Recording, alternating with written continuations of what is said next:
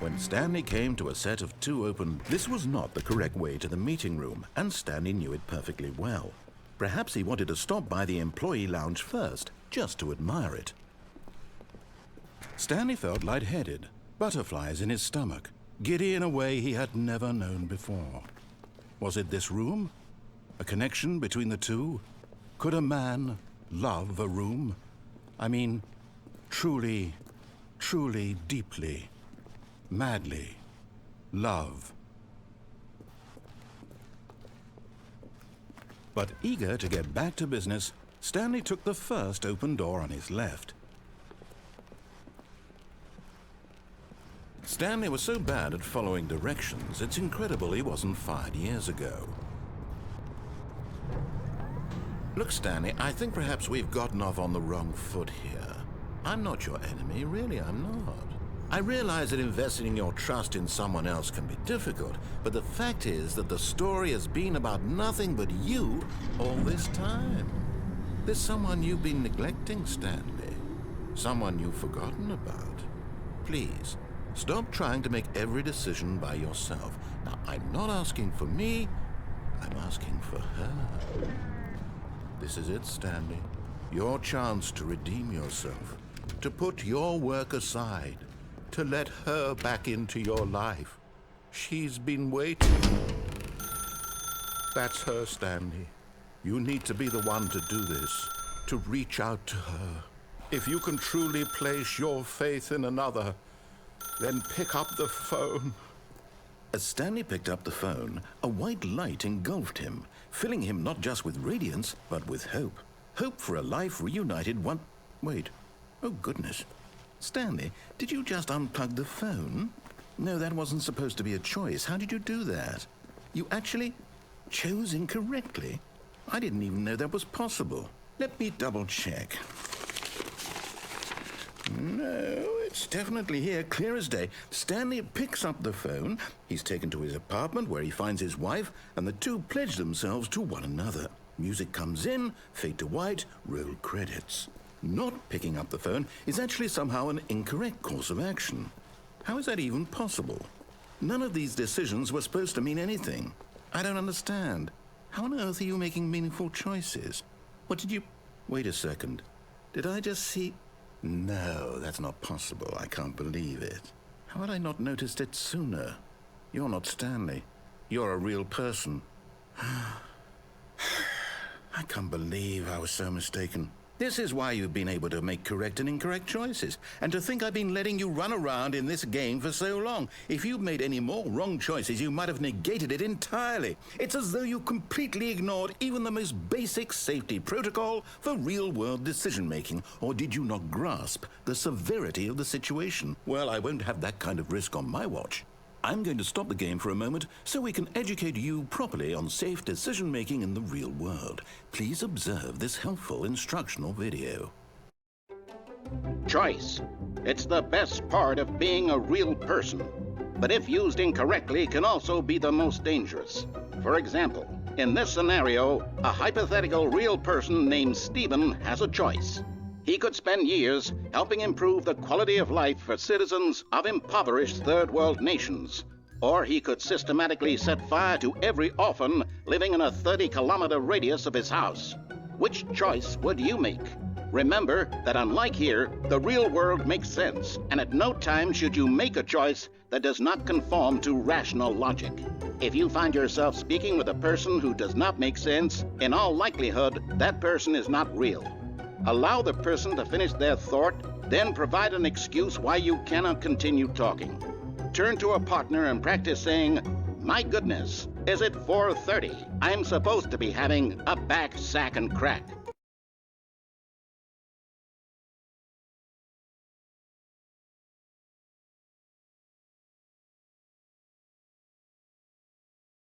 Excellent. Making choices on a regular basis is the best part to a healthy decision-making process. Most medical professionals recommend making at least 8 choices per day. Do you make more than 8? Less? And finally, if you begin to wonder if your choices are actually meaningful and whether you'll ever make a significant contribution to the world, just remember that in the vast infiniteness of space, your thoughts and problems are materially insignificant, and the feeling should subside. At this time, your instructor will guide you in an exercise to test and reinforce the material covered in this video. Welcome back. You may have noticed that this room has begun to deteriorate as a result of narrative contradiction. But not to worry. Now that you're properly informed on good decision-making, we're going to revisit a choice you made just a few minutes ago and see what the correct thing to do would have been. This way, please.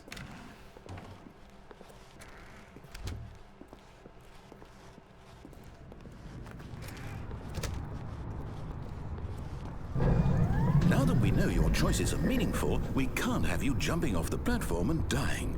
Imagine the main character dying senselessly halfway through the story. That story would make no sense at all. We just need to get you home as soon as possible before the narrative contradiction gets any worse. Unfortunately, it seems this place is not well equipped to deal with reality.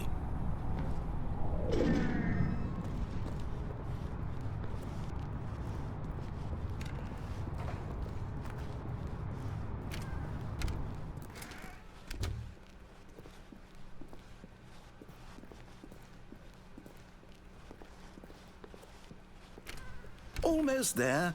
You'll take the door on the left, back to the correct ending, the story will have resolution once again, and you'll be home free in the real world.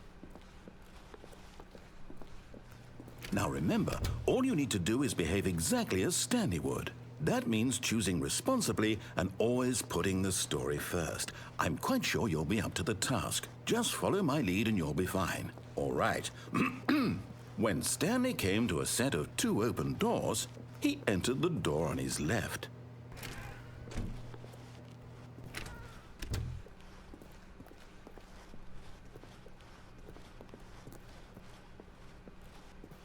Yet there was not a single person here either. Feeling a wave of disbelief, Stanley decided to go up to his boss's office, hoping he might find an answer there. Coming to a staircase, Stanley walked upstairs to his boss's office.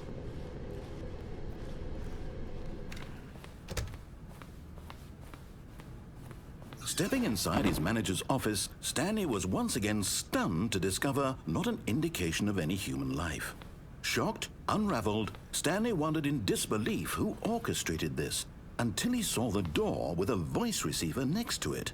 Surely behind this door lay all the answers to his questions. And beyond all probability, he knew the passcode. He had seen it on his boss's computer just last week. Night Shark 115. Was this the code to open the door? Would it still work? There was only one way to find out. Stanley had been trained never to speak up, but now he would draw from within himself the courage to face the unknown. He drew a sharp breath and then spoke the code.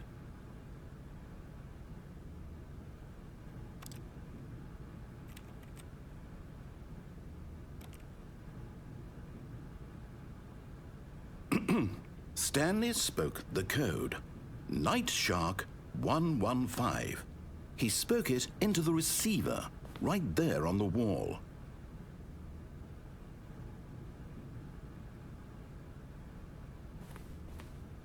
I'm sorry, is there a problem? You didn't mishear me, did you? Please speak the code into the receiver. Otherwise, we can't get on with the story. This is a crucial step.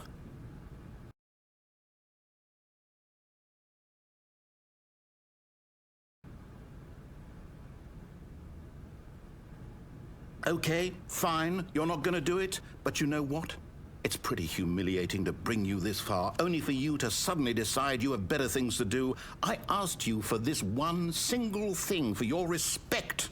The kind of respect Stanley shows for his choices. He knows what it means to take a story seriously. If you didn't want to see what I had to show you, then why did you come here? You had a choice, you know. You could have gone through the door on the right. You could have done whatever the hell you wanted over there. Why did you come this way? Speak. Say something to me. Explain yourself, you coward.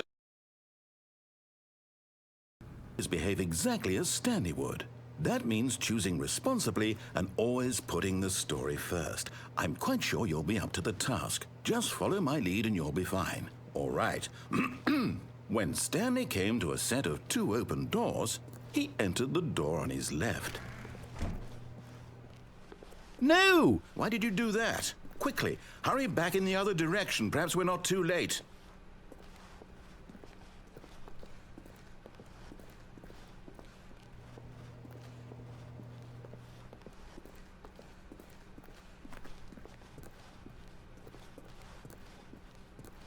Oh, it's ruined. I can't believe, after everything we talked about, that my story, you've destroyed my work. Why? For what? What did you get out of that? What did you think was so special about seeing the game undone, left here like so much garbage? It's worthless now. And what am I supposed to do? Even if there were a way to continue, would it be worth it? To know that my story is now incorrect? How can I go back to that? I can't erase that knowledge. I'll have to live with it forever, reliving its impossibility forever. I couldn't live that way. Is it better to shut the game down entirely? To willingly destroy all of my work? I don't know. What's the answer? What do I do? What do I do? What do I... No, I have to. I have to shut the game down. I have to. I have to.